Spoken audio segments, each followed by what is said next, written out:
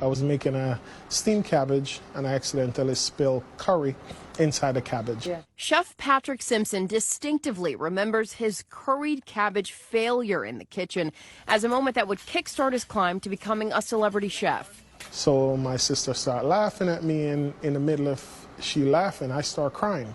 And I said to her, I'm going to show you that I can cook. One day I'm going to be a chef. And he did. Now an executive corporate chef who served presidents, rappers, actors, even our own Michael Strahan. But his journey from Jamaica wasn't an easy one. Sleeping on the cold concrete, you're homeless. Knowing he wanted to work in food and nutrition, Chef Patrick worked his way up from the local hotels where he hid on the property for places to sleep while homeless, to eventually becoming a sous chef and executive chef for Royal Caribbean Cruises. He later moved to Florida to work at Disney before landing in New York City. But despite how far he'd come, Patrick says there was a point when he wasn't sure he could go on. I've contemplated suicide. Telling us about the time at a number 2 subway station he contemplated taking his own life. I stand there and I count 3 trains go by me with my eyes closed, trying to make up my mind. My headphone was on. I was listening to Can't Give Up Now by Mary Mary. And I don't know how I took one step back. That's the reason why I'm here now, because I didn't give up and I keep pushing myself and tell myself, one more day, one more day. With a renewed sense of purpose, Chef Patrick was back at it, bouncing around restaurants in New York City, now serving as corporate executive chef, and even recognized as an ambassador by the Prime Minister of his native island. Chef Patrick often returns to Jamaica, and on a recent trip, reflecting on just how far he's come. I stayed in the executive suite at the top of the hotel on the 14th floor. I was actually looking down on all the places that you used to sleep. That I used to sleep.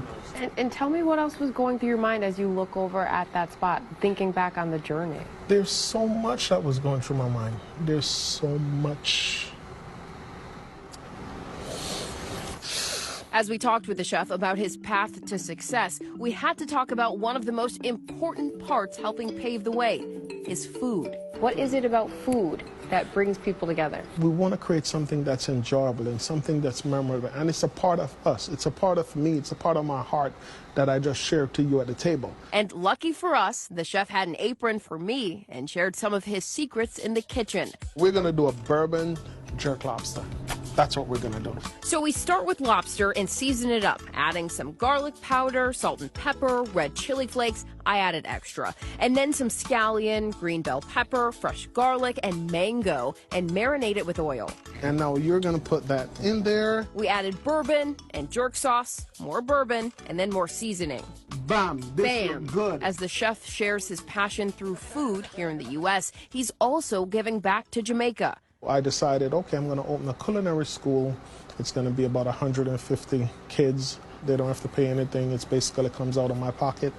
And just give them, and after they graduate, they also get job placement. Chef Patrick is aiming to serve youth in Jamaica the kind of support he didn't have growing up. And his message for those kids is simple, one he embodies himself. You have to always be your #1 cheerleader. No matter, yes, you need the support and you need people to cheer for you, but you got to cheer for yourself louder than anyone else. And you have to believe in yourself. No matter who doubt you, don't give up.